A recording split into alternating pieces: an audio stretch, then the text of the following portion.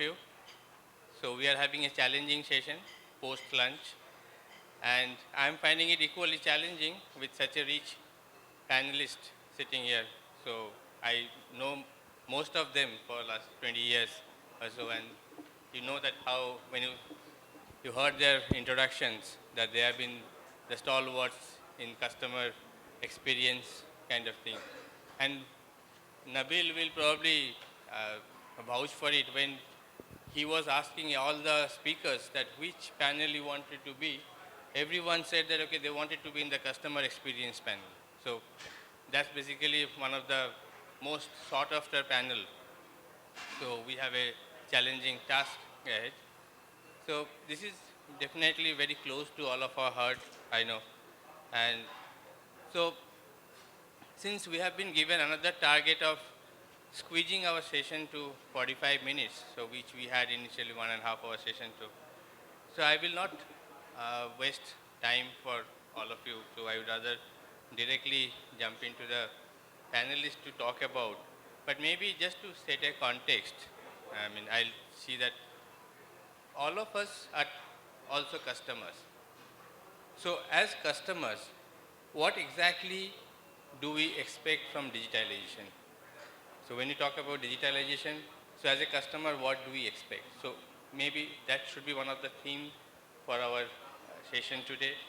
And also, we all heard about the electricity rules of consumer rights, but I don't know how many consumers are aware about it. So can we use the digitalization process to enable or to ensure at least the customers to know that, okay, what are their rights? I mean, there are some timelines for new connections, there are timelines for meter replacement or testing or reconnection. So are you aware about those, and how digitalization is going to help us? Then another major issue is the bill distribution. So how are we going to help using the digitalization to distribute the bill? And the new, the word which we are using now is a prosumers. So that's why Kilur is here also, so we can talk about that how prosumers, not consumers anymore. So digitalization will be a key role to play for the prosumers. So these are the things, so maybe I'll start the panelists, so maybe Abhishek, you want to start something? Yeah, good afternoon, everyone. Just after the lunch, it's slightly a warm-up session, we can say that.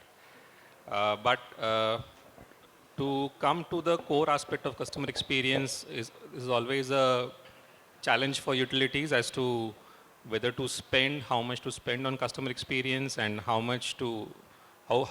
far to go in the quest for satisfying customers, given that there are always limitations on costs, investments in even the digitalization aspect of customer service and customer interactions. So yes, the stage at which we are today, we typically have very little option but to adopt digitalization as a strategy. And there are three key problem statements that we have today. One is how to grow the customer experience as a utility and keep the customers calm and happy. Second is how to grow the demand for such products of customer experience, which support, enable digitalization and the various support services that come along with the products.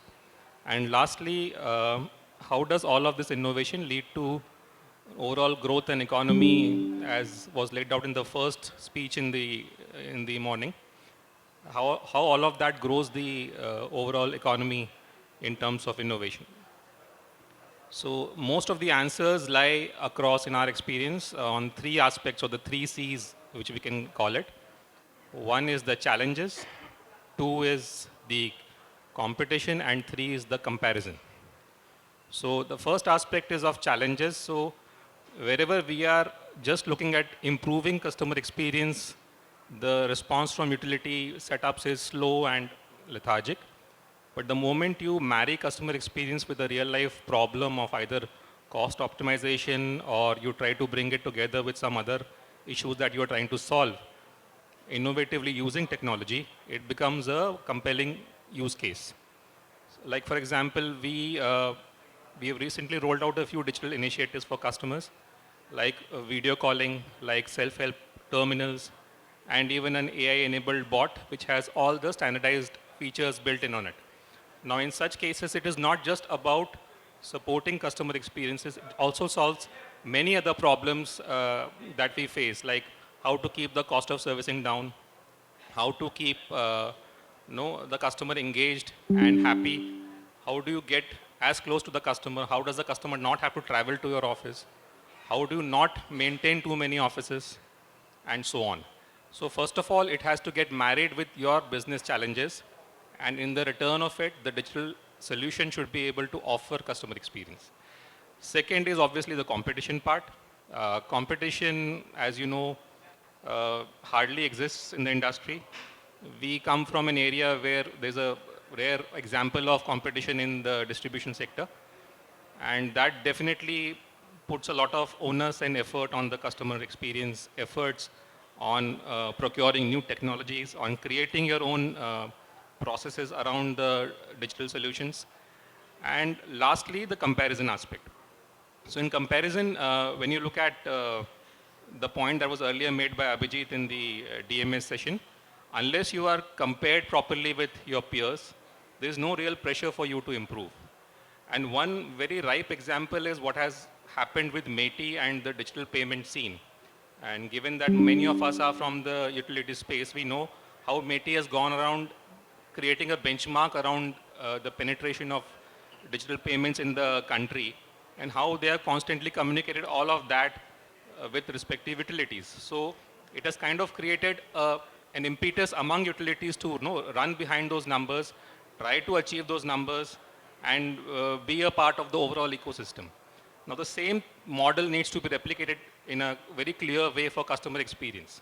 Like when you start creating benchmarks and standards for customer experience across utilities and start comparing utilities the way it has been done for digital payments, it will obviously create a huge thrust, and more and more utilities will have to now come out and address their challenges in a way that also addresses customer experience. It also brings about the best in their abilities. It stretches them to do something more for the customer. And to achieve all these three C's, that is comparisons, competition, and challenges, you obviously need more people from the customer experience industry across other sectors to join this utility industry, because that's how the real process starts and it gets enabled in implementation. Yes. Thank you, Shuman. So there's a new word, a 3C, which you mentioned. So there's definitely something to, we need to work on that because that's the expectations from the customers. So may I request Dr. Akimul, then you can.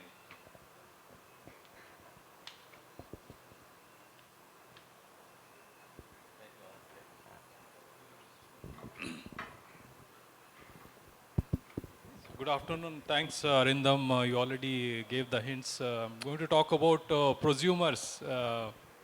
I think soon we will not be just customer or consumer, but prosumer, because it's about not just consuming, but also producing or providing energy. As household, as individual, we can generate. I mean, if you look at today, I think there are many households in some areas, they have the rooftop solar, so they are producing energy. So they are prosumers. They are consuming, they are also producing. In addition to that, they will also have in future storage, stationary storage. I mean, you can store the energy because you are producing energy by solar rooftop, for example, and you are not at home. And then the energy should not go waste. I mean, you can store it and you can sell it to the grid. So that's where the production, the providing energy comes into picture. So stationary storage. Then it can be also mobile storage. For example, you have the electric vehicle which can act like storage of energy. And then you are not at home, and then the vehicle is charged. And whenever there is opportunity for you to sell that stored power energy to the grid, you can do that, right? So here again, how the technology plays a role. You have seen, the storage technology, the EV, electric vehicle charging, of course, the solar rooftop, which has become a commodity now. But as prosumer, uh, he or she can actually also have a smart contract with somebody to sell the energy. That contract can be with individual in the same city somewhere else, but you can have that because you are selling that renewable energy, the solar energy to that person, and there the blockchain comes into picture. You have the blockchain technology by which you can have the smart contract, even if you may not know that particular consumer or prosumer where he or she is. So the technology plays a role there. And then how then you can trade energy with the utility, with the individuals, with the prosumers, so the entire trading comes into picture. And all this, they have to happen in real time, because you may not be at home. You don't know, the solar panel is still working fine or there's any problem. So you should be able to monitor it. You should be able to, get the service done so that your solar power is still, efficient. I mean, efficiently producing and storing and also providing energy to the utility, to the grid. The other aspect which is also going to come soon, I mean, we all talk about now the country, as country, we have declared that 2070 is going to be the carbon neutral, vision for us. And there are many industries, they have announced that 2050, 2035, 2030 targets are there. And of course, there are, all of us, all the industries, we have also set our yearly targets to reach to the target of 2030 or 2050, what do we do now, and the actions they have started. But this is also soon going to be to the households. Each household, each individual also should start thinking about what's my carbon footprint. So how do we know that how much carbon I am consuming? What is the emission I am, contributing to in terms of electricity, other forms of energy at home?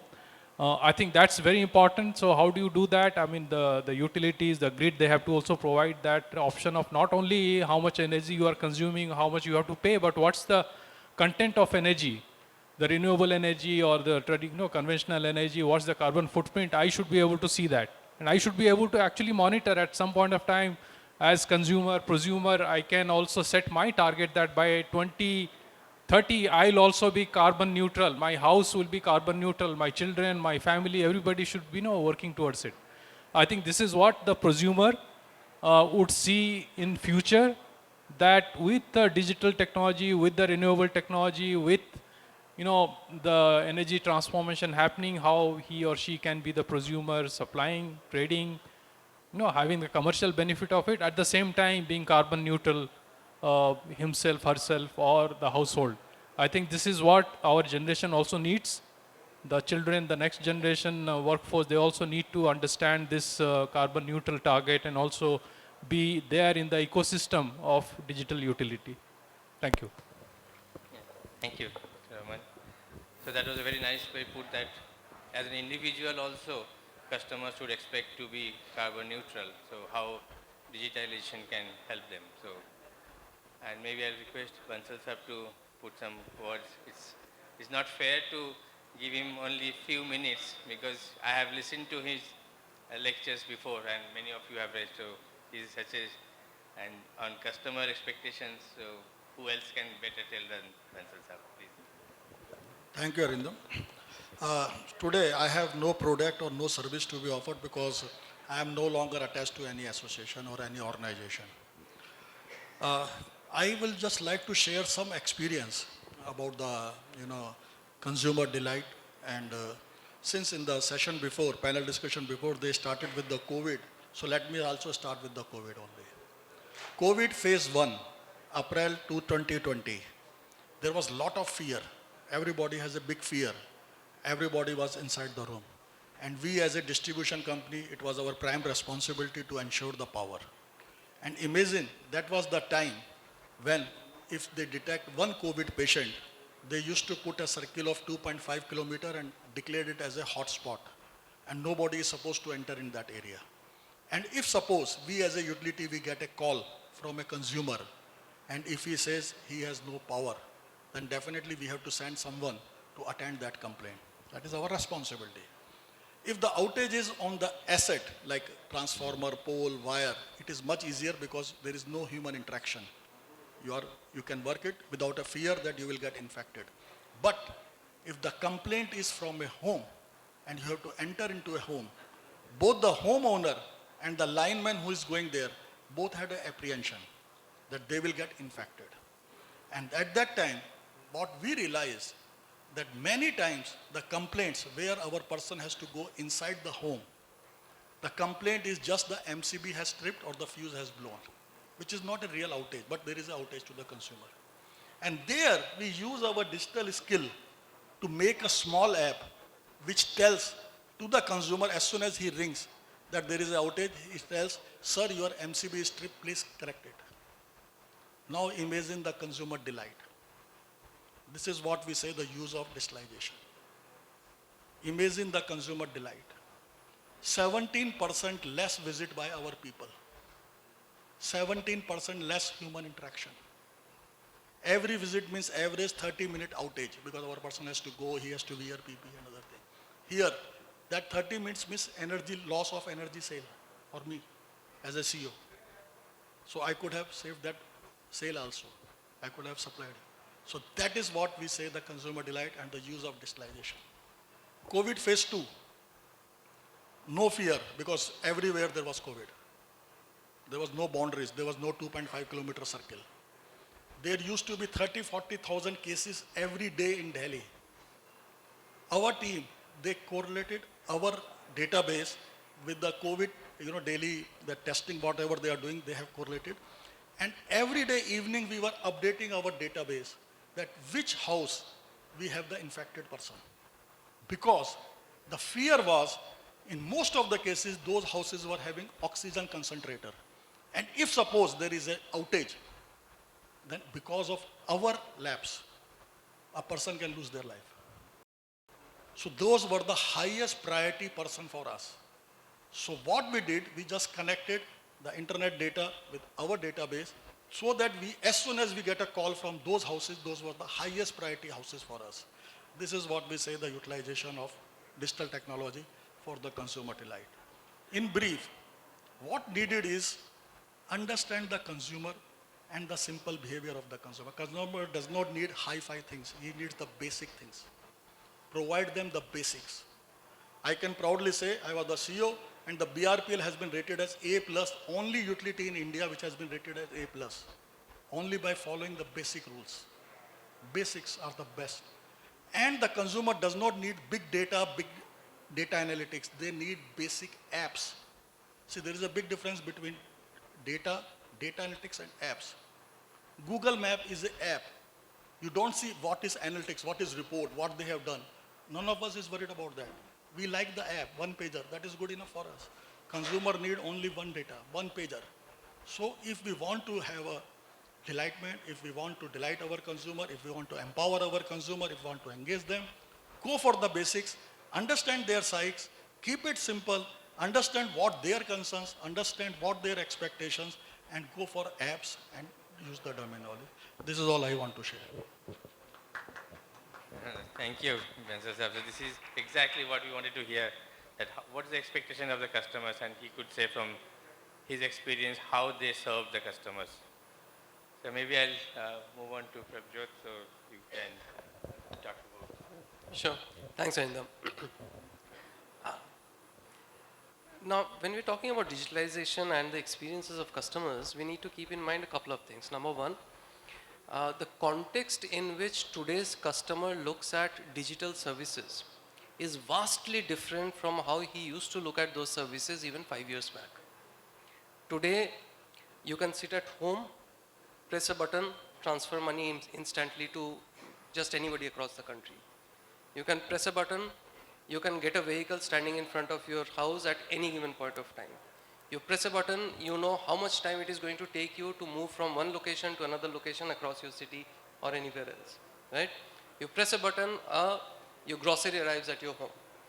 You press a button, you get entertainment on demand. All you are doing is sitting at home and simply accessing the entire world and its services at the press of a button. the customer has got used to getting what he wants far more than what he needs, to getting what he wants in a very unobtrusive manner whenever he wants it.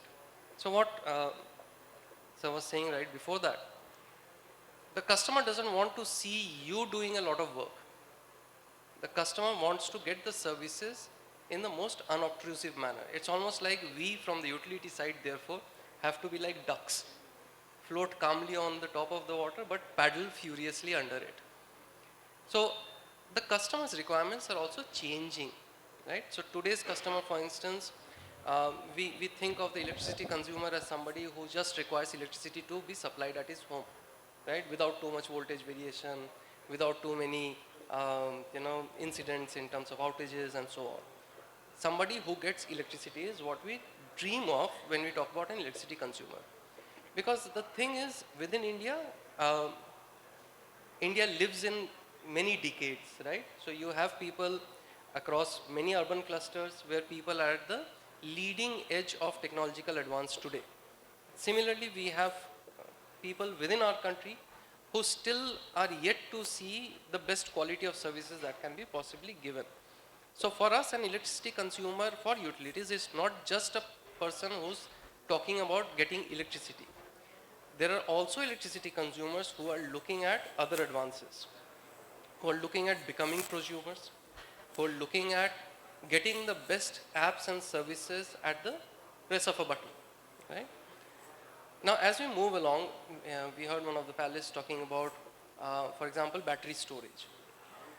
Now, even as we speak today, there are business cases being constructed to figure out if the battery which is already available in retail homes in the form of battery with inverter, whether that can be used as a demand response device or not.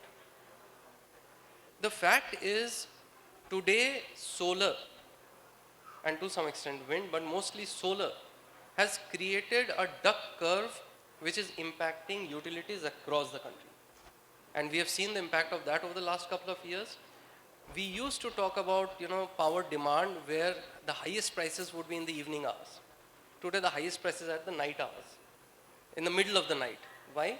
Because the supply of electricity comes down drastically during those hours and you can only rely upon thermal or conventional fossil fuels.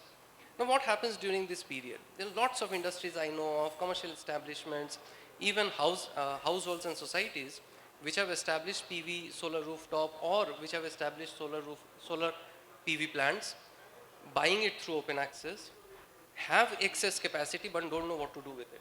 It's getting injected into the grid and are trying to figure out various models of earning either money out of it or trying to figure out whether they can supply it back to the utility and get some reprieve on their cost of electricity. And all of these will have to be converted into commercial frameworks which would allow the consumer to get the best benefit of being connected to the grid. The consumer of electricity is changing, is evolving at a far faster pace than what we have ever imagined in the past few decades. In the next 5 to 10 years, the electricity consumer is not only going to consume electricity, the electricity consumer is going to consume far many more services, and he would expect all of them to be provided to him at the click of a button.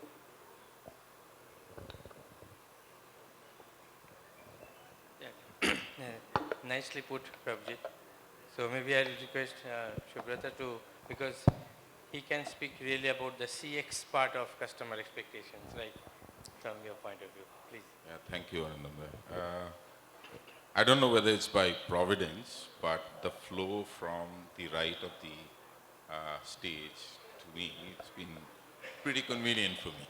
I mean, we've had eminent panelists from the discoms, we had from technology providers, and I think my colleague here kind of summed it up, that this entire ecosystem of how we generate electricity, how we distribute electricity, and how we consume energy is set to change.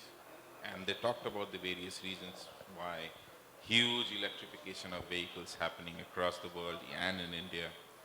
Uh, uh, you know, consumers becoming producers or new breed called prosumers coming up. There's a huge focus on demand side management because of that.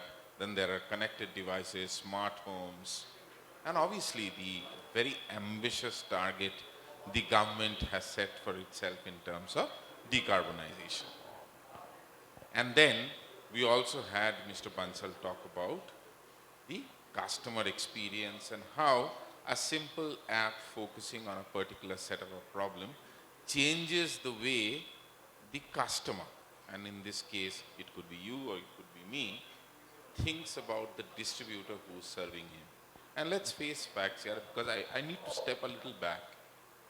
If you look at customer experience as an interface for most discoms, I think this is where the least amount of technology intervention, technology acquisition, and technology investments have gone through. And for rightful reasons. Because the utility's primary job is to look at both the revenue and the operational systems, which is fair enough. But what's happening with all that our panelists have said is that right now the discoms are faced with not a meter to cash or customer to meter kind of a business model change, but they're essentially looking at lead to cash. And that lead could be anything. That lead doesn't need to be a request for an electricity connection. It could be for a solar device. It could be for microfinance to buy something. It could be a realtor coming to you asking or sending an inquiry for setting up a smart subsidy. And then how do I monetize on that lead and then increase my revenue potential? So essentially, what are we saying? Is that the business is changing? Also, the energy discoms are essentially looking at a mixed bag of commodity portfolios, which extends beyond just the energy. Now, apps is a good place to start, but very soon you're going to have multiple apps. Then managing those apps become a problem. Okay? So I think whenever such disruption happens, what the history has taught us is a platform approach is a safe approach to take to kind of mitigate the risks that you have in the interim. Around the time Mr. Bansal said when the first wave hit, at that point in time, we also had huge delinquencies in the commercial and industrial customer segment as well as with the domestic segment in terms of bills receivables. So we actually conducted a study, funded a study across India, Brazil, North America and Europe in terms of what consumers want. The primary motive was to see whether the discoms actually know that somebody is unable to pay now but has the potential to pay later, and should I be structuring the bills receivables in a manner which becomes easier for him to sail through during this tough period. That was the intent. But what we got was far more back. We realized that most of the, around almost 55% of the Indian consumer feels that customer experience is something that the discom has really not focused on. They didn't say that they haven't focused on, they said that there is a lack of transparency. And I interpret it that way. I could be wrong, but it's just a personal opinion.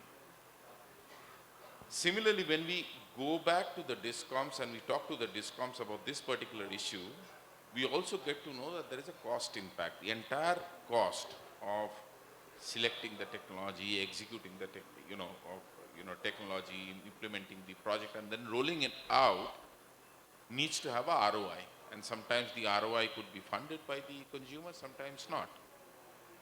But all have said that it needs to be cost effective, and everybody else also say that it needs to have ease of use, it needs to cater to the segment of one, all the jargons that you hear today in the CX side of things. What it essentially means is that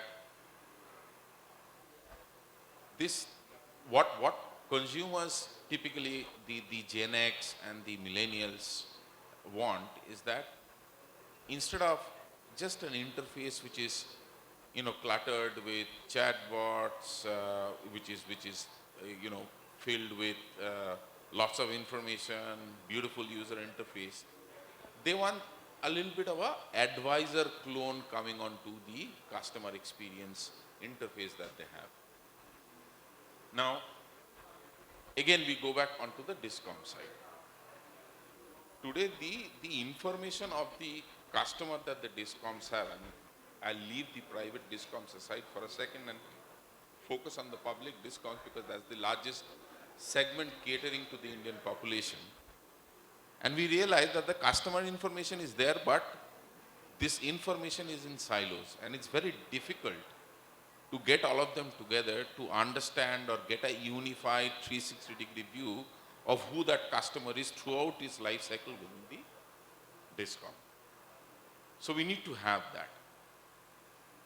And we also realized that when we went back to these people, because it's very important that you go and ask what the consumers want. Because if you don't put yourself in the customer's shoes, then you would be investing into areas where you don't have or you may not have the right amount of return. So you again went back to the consumer.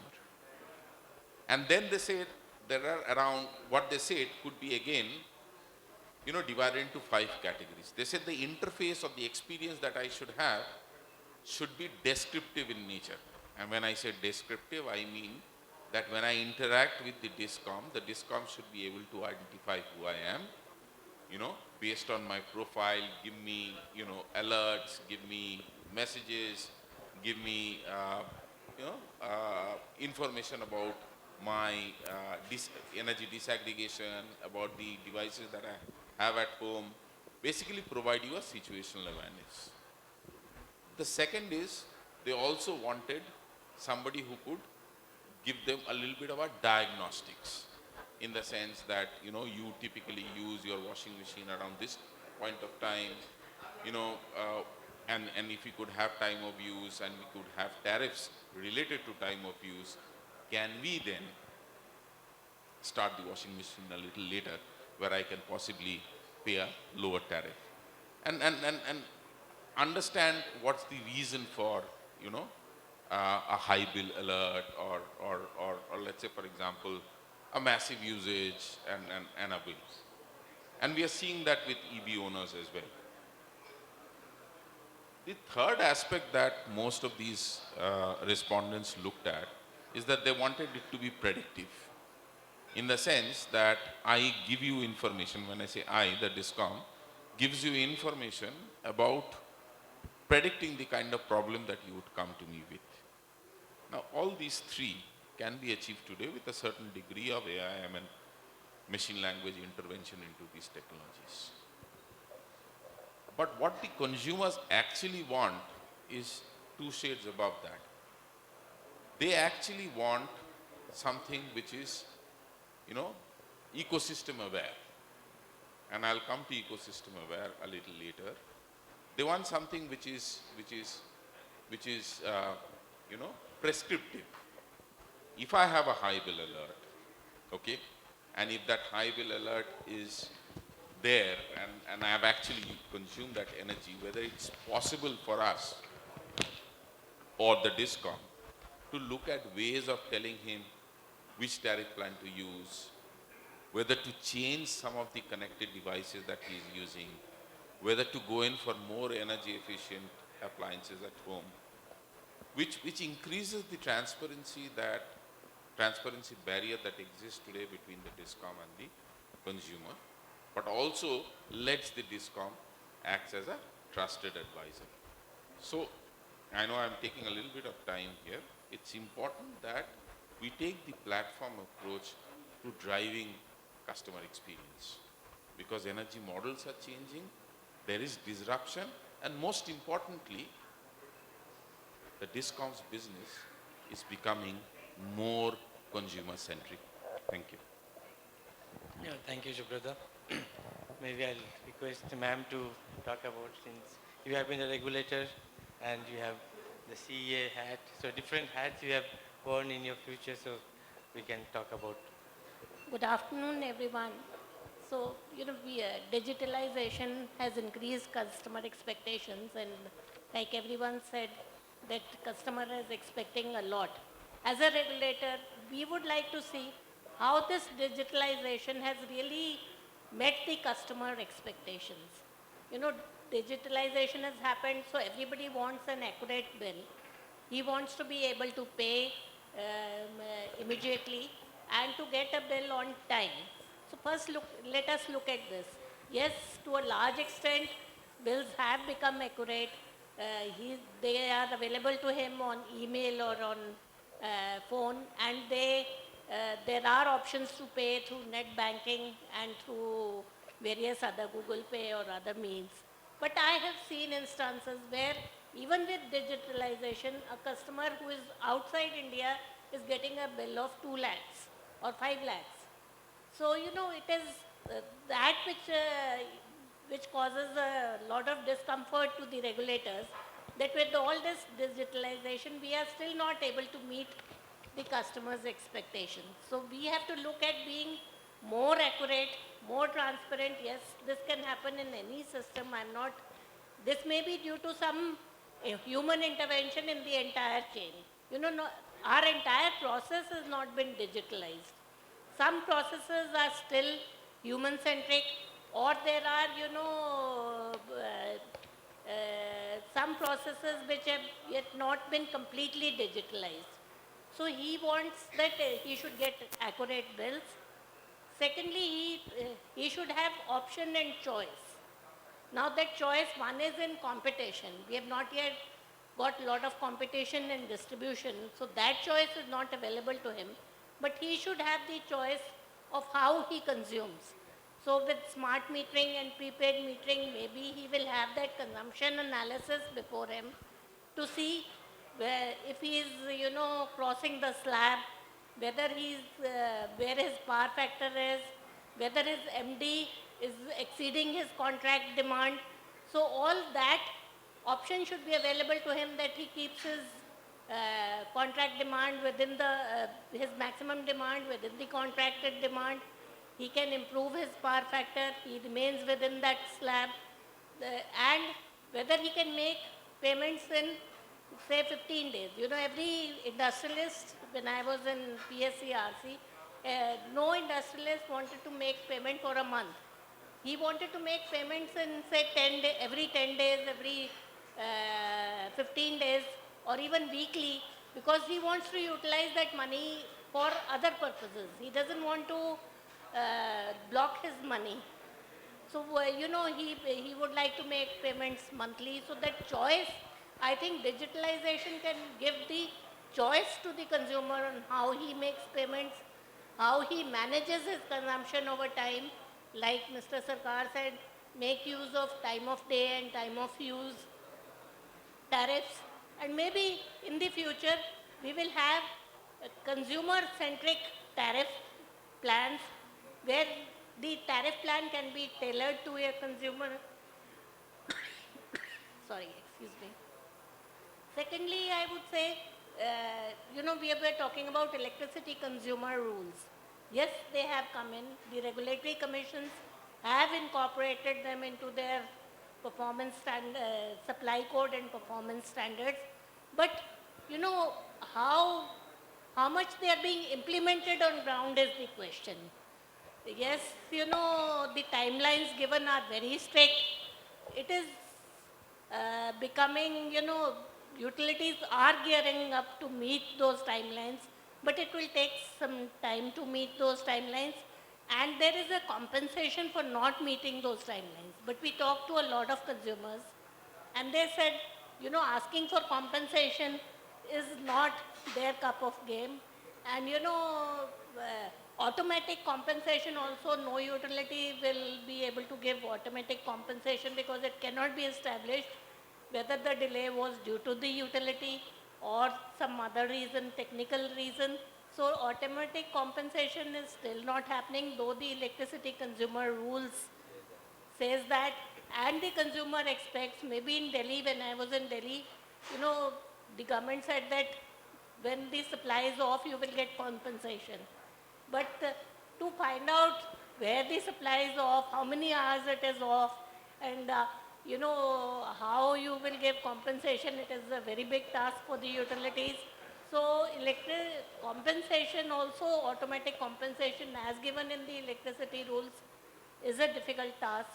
But I would also like to clarify the regulator's role. You know, it has been said that the regulators, OEMs especially, feel they're not allowing the capex to take place. It is not so. You know, capex forms hardly 5 to 10% of the ARR, because you are not giving the capex upfront for doing any job. Either you are giving it in OPEX, or even in capex, you only allow the cost is taken 70-30, 70 as loan and 30 as equity, and you're only passing the interest or the ROE on that 30% component. So, you know, the regulator wants to push digitalization, but there are a lot of other factors like political will, governance, social issues, HR issues, vested interests, which do not allow this digitalization to happen. So, you know, it is not that regulators do not want. They want data to be available. Data makes the life of a regulator much easier. You know, doing prudence check is very easy when you have data, but the data transparency does not come from the utility. I'm not blaming the utilities. Our systems are such that data is in silos, it is not consolidated, and to get through utilities to go in for digitalization is a humongous task even for the regulator. It is not that he doesn't want to pass capex, it is pushing the utilities to digitalization. Making it happen is the regulator's challenge. And you know, all regulators want digitalization, but the pace at which it will take place depends on the social environment, the political environment, and the HR environment in the utility, and the governance environment in the utility. It, you know, this all drives from the top, so if it starts from the government right down to the last man, and it will happen, consumers' expectations will be met in times to come. It is a slow process, I would say, but if private utilities can do it, public utilities also can do it. See, regulator is same for private utility as well as for public utility. So if the capex is going on for private utilities, it will go for, and now it is not a question of cost benefit analysis. Benefit is already known. It is just pushing the utilities to make it happen, and that is my take on this. Thank you.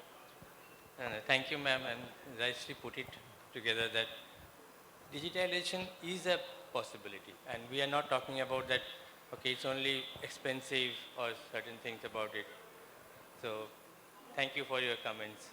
And now I'll move it to Mr. Sarkar. So, you have been put both the hats as a private sector as well as now the MD of a Tripura power sector. And you're also installing smart meters. So you tell us your experience in both the places and what do you expect once you get 100% smart meters? Good afternoon.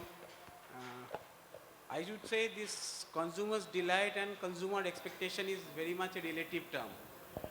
This varies from the location to location and people to people. Consumers in the urban sectors, in the metro cities, expectation is more, requirement is low, delight is different. And in the semi-urban sectors, there is different. In the rural sectors, that is a different. So, for a private DESCOMs, I worked in a private DESCOM, I worked in a parallel license area, and now I worked in a state DESCOM area. So I have seen all three portions. In a private DESCOM like CESC, because CESC is one of the best private utilities I am working, and they provide the best quality of service to the consumers. Even now, in case of any outage, they provide the generators to given backfeed to the consumers. So there should be 24 into 7 supply, which is unexpected from any of the utilities. But that is the benchmark they have created and they are performing in this level. But if we compare this CSC's performance with Tripura Descom performance, then you cannot compare with, this is not an apple to apple comparison. So you have to come to the sense of the reality and how you can achieve, because what I have seen throughout my 34 years of career, the consumers, what Mr. Bansal is telling, consumers' requirement is very little. What they want the supply, if their supply is off, that should be restored, they should be properly, complaint should be lodged properly, they should be restored within a due time, they will get the proper billing on a timely billing, and they should get a proper way of paying the bills. This is the basic requirement. But in different state DESCOM, these are the basic things are still lacking. I am just giving you the experience of the Tripura. In 2000, till 2019, there was no call centers concept. There was a manual call logging system, and consumers are used to it. And they are expecting once the power is off, at least 24 hours, they will not expect the powers. So that is the normal expectation. So consumers' delight is there. If the power is getting by 24 hours, they are so happy. Now, when the 2020, we have established the customer care centers with a fault repairing unit and with a GPS technology to track this all. Now the consumer expectation has changed.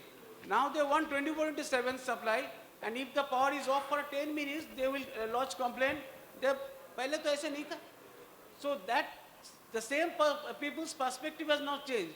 So the expectation is increased. So the DESCOM has increased the expectations. Now DESCOM's challenge is to keep that expectation to that level and to improve that expectation level. Even for the billing and collection, I'm telling you, there was a stage, there was absolutely billing that is done manually and without going to the residence. Simply sitting in his room, he is doing the billing, and average billing is going on to the consumer, most of the consumers. And consumers are paying it, and there was an understanding between the consumers and the utility person. And ultimately, consumer is benefiting and utility is losing the money, because there is a definite, there will be an underbilling concept. Now that concept is coming. We have recently installed prepaid meters. So prepaid meters, they cannot manipulate this thing. So the first stage of we have done. Now we have started installing the smart meters. So now that they are proper energy auditing and other things are doing, and then now the proper consumer will get the actual billing, and they will have to pay in different on actuals. We have also provided one app. What Mr. Bansal is telling. We have installed one Vidyut Bandhu app where they can log the complaint as well as to keep the billing to the from his residence, which they cannot expect in the last 2 years back. So this is the changes, I am telling you, this is the changes the state DESCOMs are doing over the years. But still there is a long mile to go, and to match with the private DESCOMs quality, I think at least 5 to 10 years is required for the state DESCOM to match with the quality of the service. So the consumer's requirement varies, how much you will supply will be, service you will provide, and their expectation goes on increasing. So if the DESCOM can improve the performance, automatically the consumer expectation and consumer delight will increase definitely. Now there is, MOP is now pressurizing for the consumers, indexing and other things are coming. Now there is a competition coming in all the DESCOM. So that will naturally improve the performance of the DESCOM. Now I can share one experience of the Asansol. Asansol is a unique area where there is a parallel licensing concept is there. 3 DESCOMs operating in the same license area with different infrastructure maintaining. India Power is there, WBSEDCL is there, DVC is there, and everybody has their own infrastructures. And here the consumer satisfaction is there. Here the main challenge is to retain the consumers. And I can tell you, there was a system, we know there was, as a ma'am is a regulator, there was a benchmark tariff. But you can operate below that. You cannot go beyond that. You can operate below that, and that loss you have to consume. As a DESCOM, you have to consume. As India Power, we have given comparative tariff to the consumers, DVC consumers, to snatch those consumers from DVC to A. Such is the competition coming into this area. where the consumer will be the most benefited portions. And the DESCOM has to perform more to the level, to his limit, so that they can retain the consumer. So the retain the consumer is really a challenge for this parallel license area. So the competition improves the performance of the consumers and the DESCOM, and automatically the consumer will be the ultimate beneficiary. So that is the main takeaway. DESCOM has to improve the performance to give the better service to the consumer, because ultimately we should all remember everybody is working for the consumer's benefit. Ultimately, if the end consumer is not happy, so as a DESCOM, we are not doing anything. Whatever the digitization, what we are doing ultimately for the improvement of the better service to the consumer. So that should be our motto, and all DESCOM should work in this line. Thank you. Thank you, Mr. Sarkar. And after listening to all of you, I was remembering one of the experience I had. In one of my clients, I was discussing with similar kind of this particular electricity rules on consumer rights, so we're implementing that with that client. So he said, Arindam, I don't want to share the data with the customers, particularly C&I customers, the commercial and industrial customers. Because if I share the data, they will be smart enough, so my consumption will be low. So this is the same of an utility is telling me, and he doesn't want the customer to be enabled. So this is the kind of place where we are working. And Digitalization, there should also be some personal contact, like in a bank there is a relationship manager. Earlier the JE or the lineman used to act as the relationship manager. So, a customer wants, if he has any problem, he also wants to talk to someone.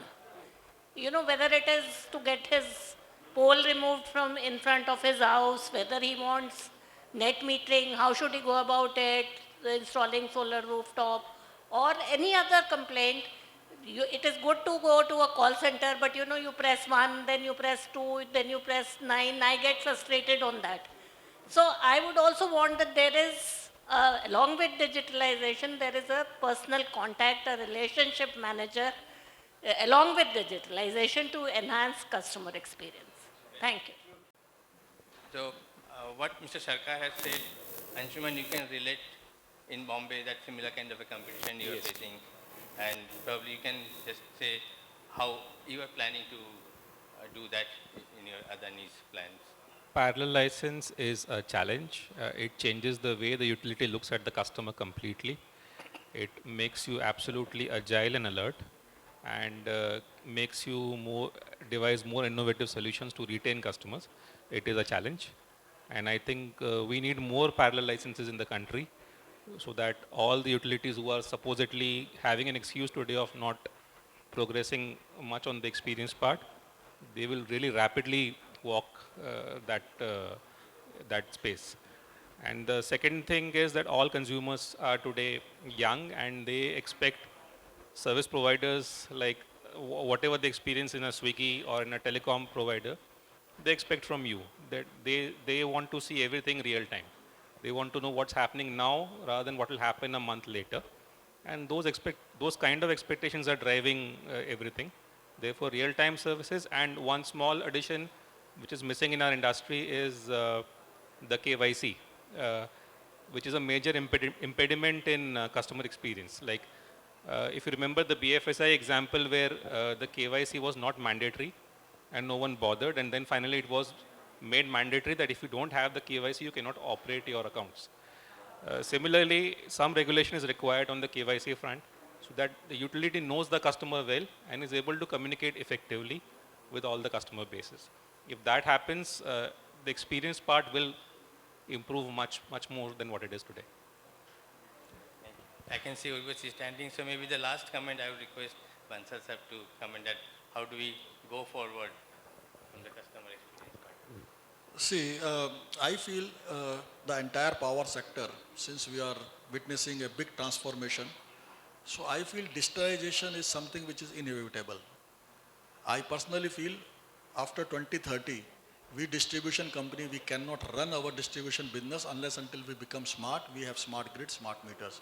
Without that, it is impossible to do the business. is not only the consumer delight, the consumer delight will vanish if we are not able to give them reliable power and the efficient power. And to give the reliable power and efficient power, you have to have the digitalization, and as I said, you have to have the smartness. This is one. Second, I always believe the biggest thing is the relation between the consumer or say the discom is the trust. How you win the trust is the biggest thing. In BSES, 83% of the consumer, they make digital payment.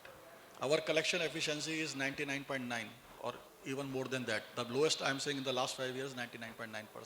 So this is all because of trust. And digitalization definitely helps to build the trust. But there are some myths which are associated with digitalization. For example, if we give more data to the consumer, he will be delighted.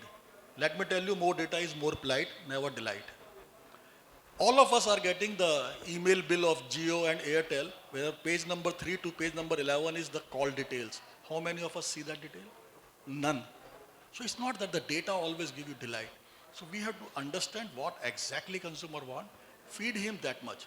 You know, few days back, I went to a path lab for my body checkup, and they sent me the report, everything is fine.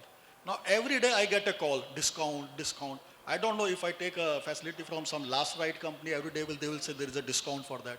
Now this is, if the digitalization do this such type of services, it irritate the consumer. So one has to be very clear about what exactly consumer want. Are we overfeeding? Are we getting overexcited? Even that thing is dangerous. So a balance is required.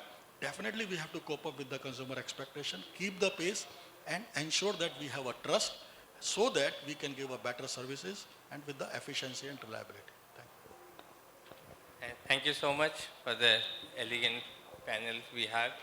I think we don't have enough time now, so Urvashi is already there. So thank you so much. Okay.